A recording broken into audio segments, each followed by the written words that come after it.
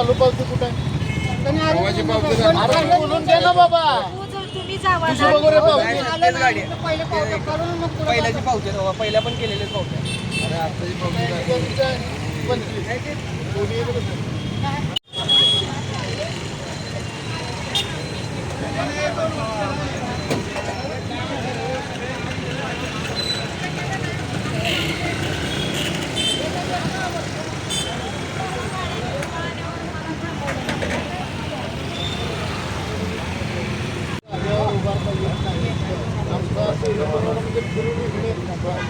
अधिकृत गर्दी जात नाही.